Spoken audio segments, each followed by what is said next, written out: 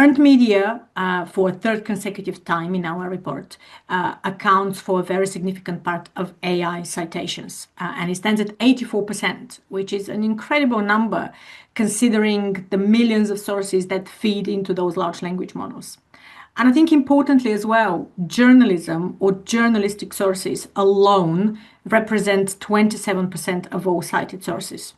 So looking at what our job is as PR and communicators, we need to continue to do more work on our traditional reputation building and management activities, as we've always done. So there's no deviation in terms of how we approach reputation and impact.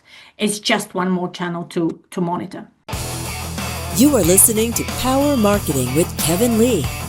Kevin and his agency Did It have helped thousands of businesses win through superior marketing, as have his books, articles, speaking engagements, and the E-Marketing Association Power Marketing Podcasts. Here's Kevin.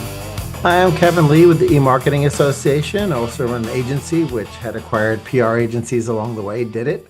And now, obviously, a lot of folks are waking up to the fact that public relations is key to visibility beyond SEO into GEO, or AI search, as some people call it. So I'm super excited to have Raina Lazarova from Muck Rack on. She's the VP of Global Insights. And there's a study they do, which isn't the study of humans. It's a study of the AIs and what they're reading. So let's start off with the latest study there and what the insights were for folks. Great. Yeah, thanks for having us, Kevin. It's a real pleasure.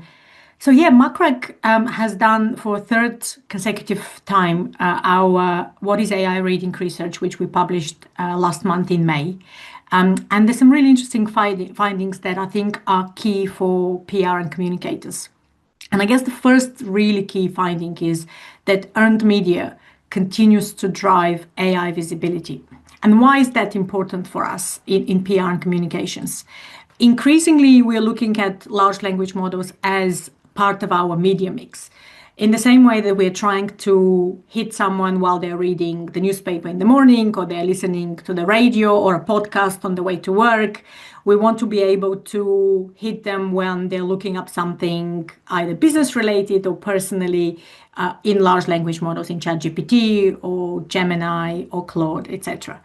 And so for us, it becomes part of the paradigm and part of our daily job to not only manage and measure, but also optimize for AI visibility. And so understanding very well what drives AI visibility for our brand and organization is increasingly important. So earned media, for a third consecutive time in our report, accounts for a very significant part of AI citations, and it stands at 84%, which is an incredible number considering the millions of sources that feed into those large language models. And I think importantly as well, journalism or journalistic sources alone represent 27% of all cited sources.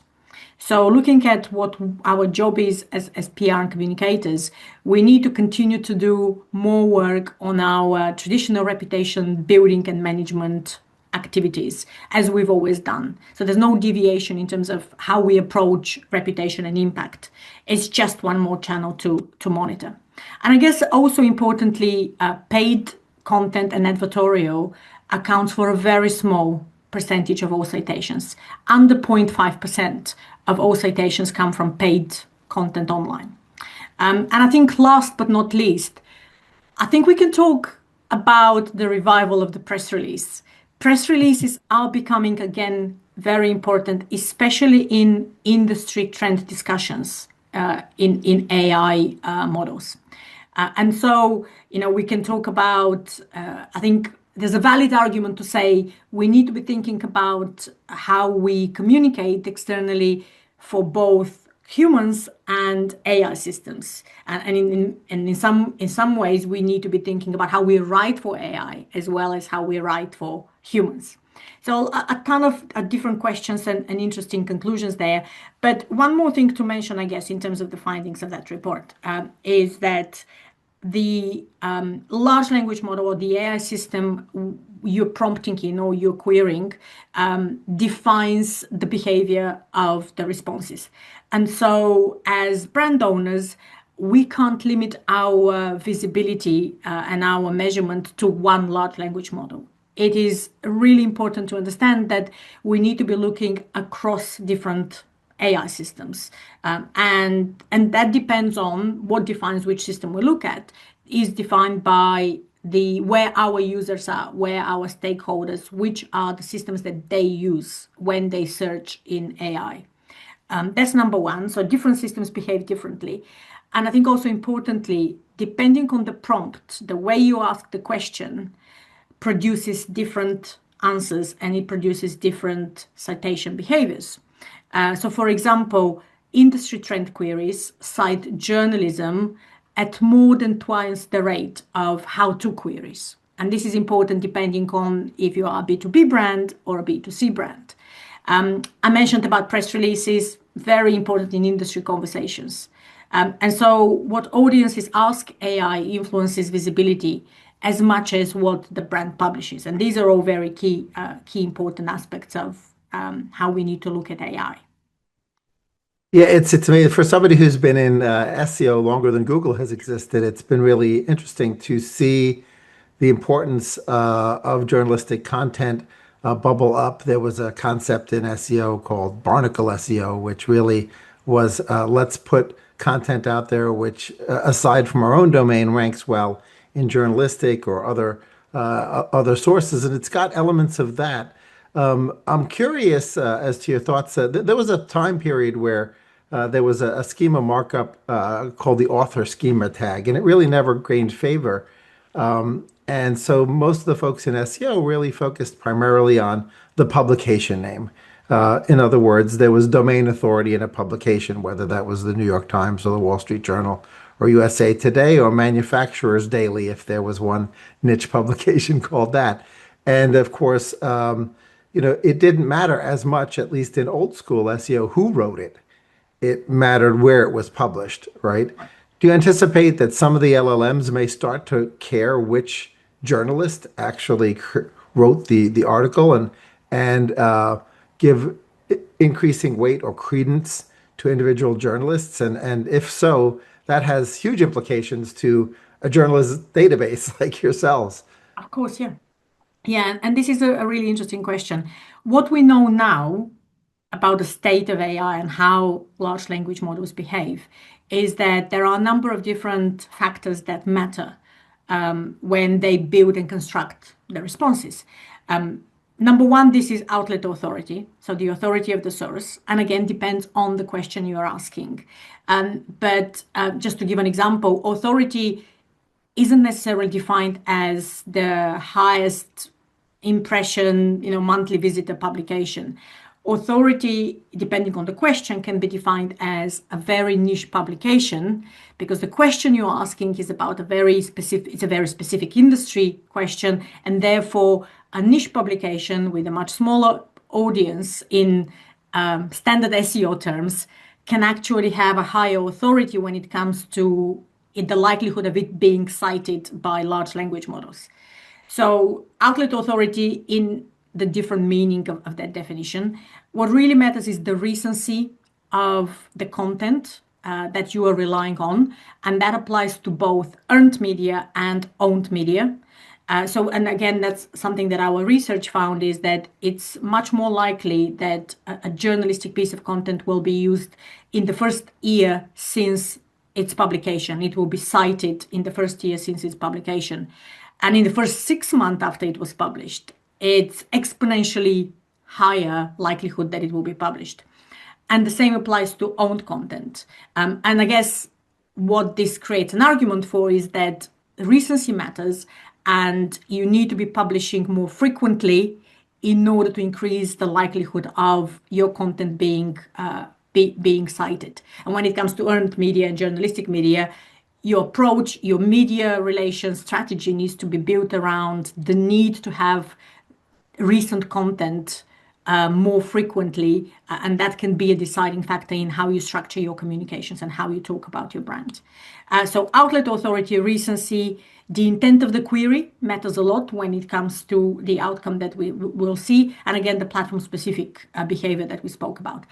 What the future looks like is $100 million question, simply because a lot of those large language models are still evolving, and there is very little visibility into the exact algorithms that they use when it comes to the sources that they cite, and how much of the data that they process is based on which type of source. And this is the main reason why we see such large variations across large language models. Some cite Reddit more than others. And others have another specific question that actually is very relevant to this discussion is the fact that some large language models have licensing contracts with some publishers. So naturally, what that means is that if OpenAI has a contract with, say, the French newspaper Le Monde, it's very likely that Le Monde will come up in answers much more frequently than it will in Gemini, which doesn't have access to that content because it's behind a paywall and they don't allow them to crawl it. So a number of different variables here, which will change over time.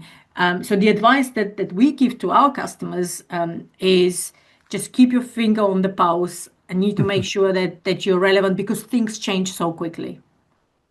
Yeah, I think that's really great advice. For people who were early in using AI models and ChatGPT in particular, I think it's really important to reemphasize the recency element of it, because early models were actually only old data, right? And they Correct. went through this transition Yeah, from having zero new data and zero information on current events correct. to now they've prioritized recency in their algorithms. So even the AIs have shifted dramatically. So given that, things are moving so quickly, standardization of certain things becomes important. And I know you're active with the AMEC Trade Association. I'd love to hear a little bit about your first industry GEO measurement principles document that you put out as a team, and how that has implications for folks thinking about visibility in AI. Absolutely. I guess a couple of words about AMEC. AMEC is the global industry body that sets the standards and best practices for measurement and evaluation of communications. It has been around for 30 years. It's a global association, and I have had the privilege to be the chair of that association for the last 2 years. And in fact, I was recently re-elected for another 2-year term. So it will be an interesting period because of how interesting everything is that the industry is going through. So AMEC announced last month, as you said, at our annual global summit in Dublin, the first for the industry GEO measurement principles. And why do these principles matter for PR, communicators, and marketing folks alike? It's really important for us as we discover this new era that we're entering in the comms and marketing space, to have a benchmark and some guidance on what's good and what's bad. And we don't want to be in a place where we misrepresent to our senior leadership teams within brands, or in our case as one of the key category leaders, Muck Rack, in this sector. We don't want to be misrepresenting to our customers what they should and shouldn't be doing. And so for us to be able to have that benchmark on an industry global level, we need an association like AMEC to be acting in its role as setting the standards. So what those GEO measurement principles establish is a framework which covers 3 connected areas that we as communicators need to be looking at when we evaluate and optimize for AI visibility. The 3 pillars are upstream reputation signals. So these are things like earned coverage, third-party commentary, expert opinions, and our owned assets. The second pillar is search and content readiness, which should sound familiar to all folks from the in SEO, but we maintain that's still very important for credibility, accessibility, and structure of content. And the third pillar is downstream AI outputs. So this is where we are looking at framing, citations, emissions, reputation risk, etc. And I think for us as an industry, downstream AI, those outputs that come from the downstream AI part of the matrix of the framework are the most visible part for GEO measurement. And they provide a very good directional sense and a directional sense check of where our reputation is heading. Now, this is where a lot of the things we spoke about that come up in our what is AI reading research come into play, because things like the fact that there is different platforms and different AI systems treat media sources or sources in general and queries and prompting and languages differently is an argument in favor of the fact that we shouldn't be looking at GEO measurement as an absolute value or number that we are aiming for. We should be looking at those results and the evaluation as directional evidence because of all these different variations that exist across different models. We should be looking at it to find patterns and to find trends that we then want to optimize for. On its own, it can't provide a definitive performance score. And it's something that, I mean, we often talk about in the measurement and evaluation space is the risk of creating yet another vanity metric. And, we've all spoken about advertising value equivalence for many, many years. We can't get rid of that discussion. It always resurfaces. And I think the reason why I bring it up here is because I think it's taught us a lesson about how we shouldn't approach this new channel that we all need to evaluate and optimize for. We shouldn't be looking simply at share of voice or number of citations or any single value, any single number will be misleading if we're trying to inform PR decisions based on that number. It can't be definitive and it can't be gospel. We need to be looking at AI visibility as part of a wider framework, and we need to be looking at it qualitatively as well as quantitatively. So yeah, AVs is something that we don't want to talk about necessarily. Very few organizations are using it these days, but it is important to say, look, let's not create another AVE, and then maybe in 20 years we are talking about how AI visibility share of voice, just making this up, has become this new vanity metric that we all know is not great, but we are still using it. Yeah, I mean, the SEO industry certainly has its share of vanity metrics as well. And there was a hyper focus for many years on, position for specific keywords, right? And Right. As people's search behavior changed and their queries became longer and longer, the smarter folks really understood that there might be very specific niche questions and queries that were asked that had a disproportionate value beyond the vanity metrics. And I think that it's probably useful to use that framework as it relates to visibility in a generative engine as well, right? There may be particular influencers or decision makers in a buying decision that have a disproportionately heavy weight in having authority or influencing a final decision for something big or sophisticated, or maybe it's just a household. Different people voting on which car to buy have different levels of voting power. The 5-year-old child may have disproportionately high or low voting power. So I think it's important that people think, don't try to hit the easy button on measurement. Correct. Right. And that's true across all forms of paid and earned media. People have this temptation to create a report or find an easy button that doesn't accurately represent the true value to a business or to an enterprise. Yeah, I totally agree. And I think, I guess it's really important to ask ourselves why some organizations are still struggling to get rid of vanity metrics, counting mentions or AVEs, even worse. And I think the simple answer to that question is because being more impact focused and outcome focused is difficult. And it requires wider organizational understanding and appreciation. But also, I think importantly, once you start connecting your PR activities with business outcomes, that creates an expectation of accountability towards the communications function. And I think that can be tricky, and that expectation creates a different way of looking at how important communications is, which is something we all want. We want a seat at the table. We've always spoken about this and how important that is, but that comes with a certain level of responsibilities. And I think also importantly, one of the reasons why this still exists is the fact that to prove impact and to prove outcomes, business outcomes, we need to cross some organizational barriers and boundaries in terms of having access to, say, other digital assets that are owned by other teams like marketing and risk, compliance. There's a number of different teams within the organization that can own certain digital assets and information that we require as communicators to feed into our own measurement framework to prove the value of what we do.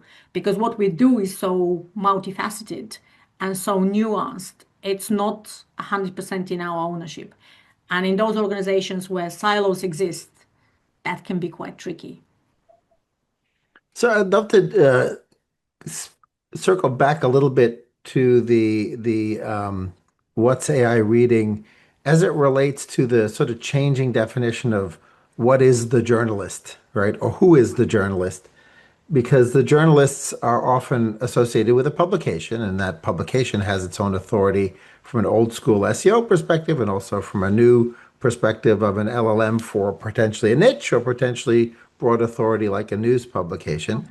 But often these same journalists have their own publishing streams on crawlable social media, or maybe even their own blog or their own Medium or their own Substack or whatever it is. And so this same individual now is syndicating content and potentially repurposing content in multiple locations. And then you've got the other direction. You've got influencers who are not associated with a publication. They have no broadcast or traditional journalistic publication to associate with, but yet they have a disproportionately high influence within a social media channel, whether that's fully crawlable or not fully crawlable. I mean, YouTube transcripts exist and could get crawled and ingested, particularly by Gemini, because that's owned and operated, and maybe they're still letting the other LLMs into YouTube transcripts. I'd have to double check the robots.txt, but this has implications on sort of the changing definition of the journalist and why some journalists might have a disproportionately positive impact if they happen to be the ones reporting on an industry or reporting on a brand or reporting on a product announcement, not simply because they're associated with a particular outlet, but because they have a ripple effect. Did any of that come up in your research? Yeah, no, absolutely. I think you're right. Creator journalism has become, I think, a permanent part of the media landscape. It's no longer considered a temporary trend, as we probably were tempted to say 10, 20 years ago.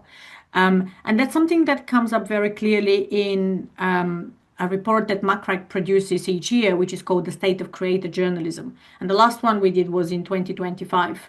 And that's really key for us, as you said, because we are one of the names that build the media database, the media outreach category. And so having a close look at how this trend develops has been an important part of how we respond to changes in the PR workflows and how our customers view the creator journalism space.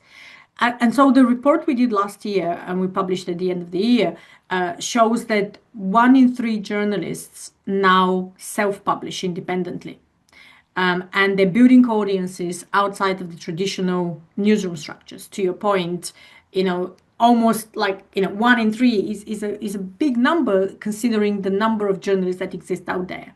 And I think importantly as well, many creator journalists have been operating independently for many years now. It's not something that has come up in the last 2 years.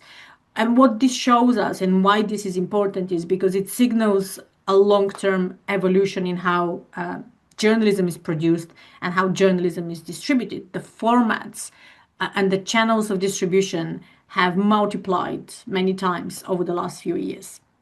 There's some interesting findings in that research that I think important to call out.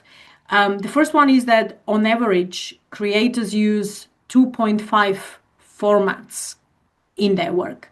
Most posts are published on personal websites or blogs, 53%, and also they are sent as email newsletters, which is 41% in our research.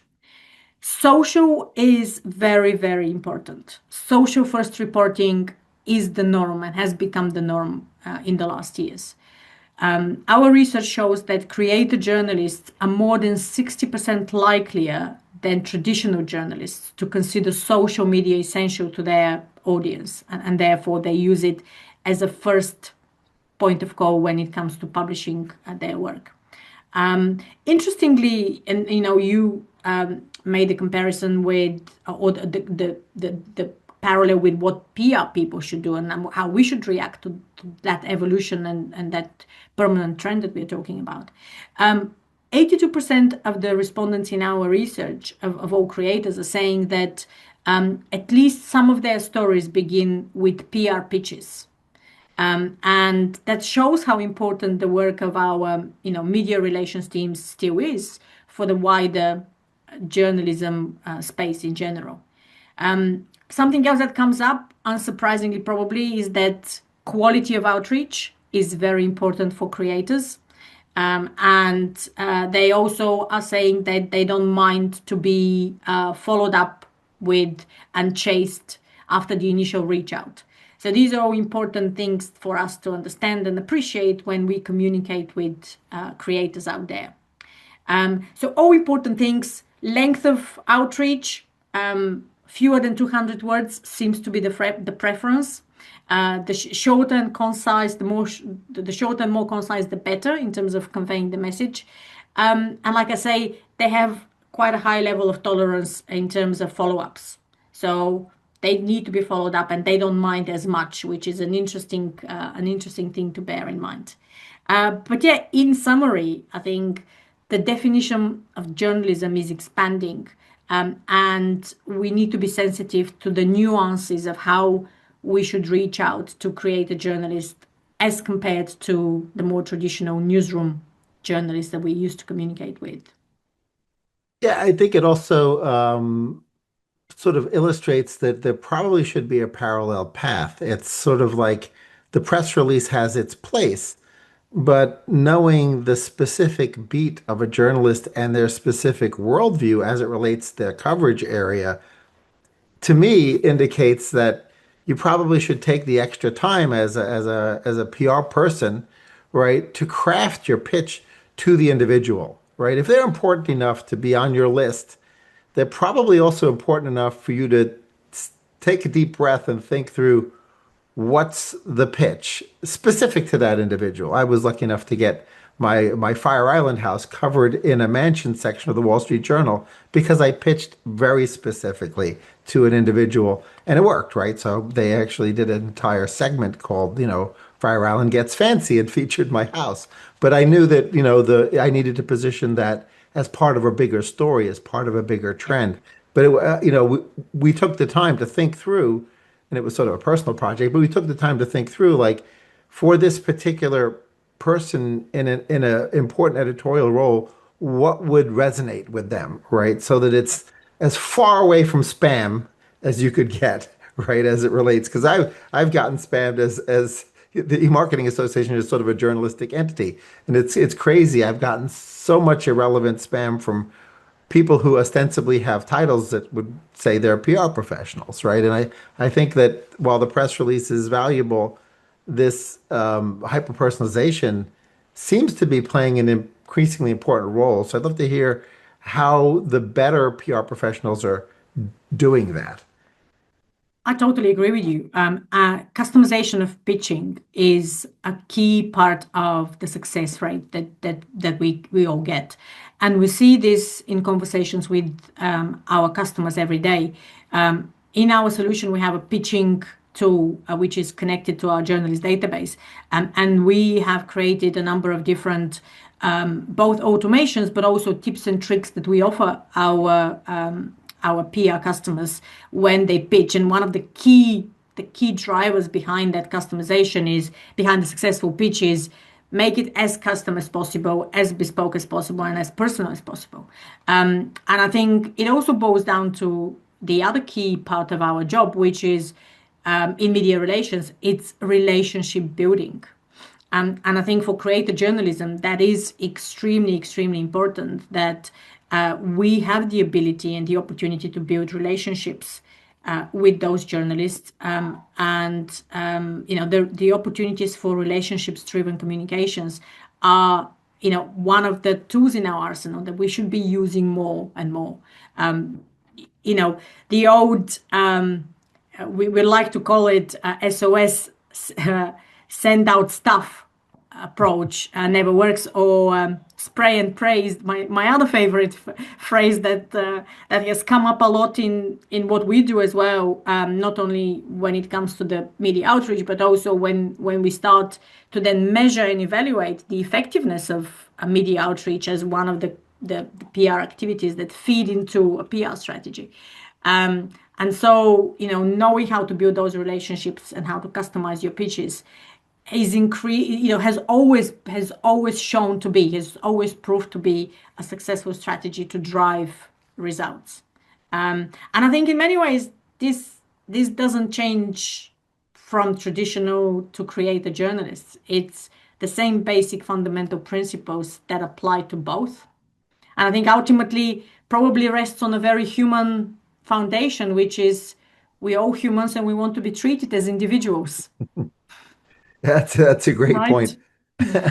What else should PR professionals and perhaps journalists, be thinking about this year upcoming as it relates to, the changing face of visibility and the changing face of journalism? The publishing industry obviously also facing a bit of a conundrum around their old business models, right? So there are a lot of moving pieces at the moment. So is there anything we didn't cover that should be on folks' minds? Um, as you say, a lot of the publishers or some publishers, the key publishers, have started negotiations or have already signed deals with large language models, and that's a defining moment in how they approach the opportunity to generate revenue from large language models. I think all publishers were faced with the challenge a couple of years ago, or the fear that they don't want to be in the same position where they were 20 years ago, where they missed an opportunity to monetize when it comes to Google search and how their content was being crawled and presented. So there was definitely a fear around that, and therefore some of them were more proactive in signing deals. Others were more proactive in suing large language models, and some of those legal cases are still ongoing. I mean, ultimately, that's a negotiation tactic, isn't it? Or winning time to see what everyone else's deals look like, and yet making a statement that you are not happy that your content as a publisher is being crowed. So the publishing landscape is definitely changing, but I think has learned a lesson and is trying to ride this wave a bit more thoughtfully, although not necessarily in a united manner. I certainly haven't seen any united efforts from the publishing world. It's more of a divide and conquer approach when it comes to how they maximize the opportunity. I think when it comes to the wider PR and communications ecosystem, AI represents a great opportunity for not only efficiencies, but a great opportunity to retrain and refocus the efforts of your PR teams on critical thinking and on higher value activities. We all have had to hire people to do some more heavy lifting work around even writing content, or in our case, as a media monitoring, evaluation, and measurement company, to process data. So a lot of that will be now automatically or will be optimized with the help of generative AI. And the way I see this for my team and for our organization, and I think it applies to the communications world, is it gives me the opportunity to retrain, to upskill the people we already have, and to aim higher when it comes to creating value for customers, and not worry too much about having a ton of people to do work that is very much repeatable and boring. Everyone wants to be doing an exciting job, and I embrace that as an opportunity to have those exciting jobs on our team. The challenge and the fear that I have in that respect is, how do we train those people who now enter the job market? What happens with those university graduates? I'm worried about my children. How are they going to get to the point where they're so experienced and just skilled that they can apply those skills in critical thinking and being able to add that value? Because you need to start from somewhere, and I think that's a question that we're all grappling with, and all industries are grappling with, and we need to figure out. I'm sure we will, but it's something that worries me at the moment. So definitely a lot of opportunities for optimization, making the jobs add more value to our customers and to what we do. Do some of the boring, dangerous stuff in some industries with automation. That's very, very welcome. And I think for us as communicators, as we already spoke, AI is also not only a tool for measurement and PR, but it's also a subject of measurement and PR. And this is what we are doing with Muck Rack's generative pulse product, which is essentially a GEO tracking and measurement tool. And that's what a lot of companies in the industry are looking at. And that's what AMEC is trying to, create some frameworks and best practices and principles around. So it's a tool, it's a subject of measurement, and it's exciting. And I think, some of the fears that exist around, well, a lot of jobs will disappear. I guess that was true with the Industrial Revolution. A lot of jobs disappeared and new jobs appeared. I don't have any reasons to believe that it will be different in this case, but change management is difficult. And by worrying about it and working on how this will work better for everyone, it is how we become, better at it, and how we find a way forward. So I'm not too worried about that. I think the people who don't know how to use AI should be probably more worried about their jobs than everyone in general. So my advice will be to everyone, everyone who is entering the profession now, is to embrace it, learn, find out what the organization you work for allows you to do and not. So this is really, really important. All companies, or more and more companies, have their own internal policies on how to use applications, what you're allowed to use it for, and where you should stop, and you should apply your critical thinking and your human efforts to produce the end result, and embrace it, work with it, but very thoughtfully. And I guess, again, going back to what AMEC represents, our advice and our guidance to the industry is to be very thoughtful in how we approach AI, both as a tool and as a subject of measurement. Great. Well, those are all great words of wisdom. Maybe a bit of a cautionary tale in a way, but what I really loved about the conversation overall is the through line was the increasing importance of humanity, right? Because journalists reporting, which the AIs love most, right, are humans. And we're pitching them as humans, we're communicating with them as humans, we're, establishing relationships with the journalists and potentially influencer or creator journalists as well as humans. And, we should be customizing our pitches to them one-on-one. So there's a lot of really great advice there. Thanks so much, Raina, for joining me. It was my pleasure. Thanks, Kevin. Kevin Lee's Power Marketing is available on all your favorite podcast networks. Kevin loves helping businesses excel at marketing. Having marketing challenges? Just like Santa in The Miracle on 34th Street, if Kevin can't help you, he'll know someone who can. Find him on LinkedIn, subscribe or follow.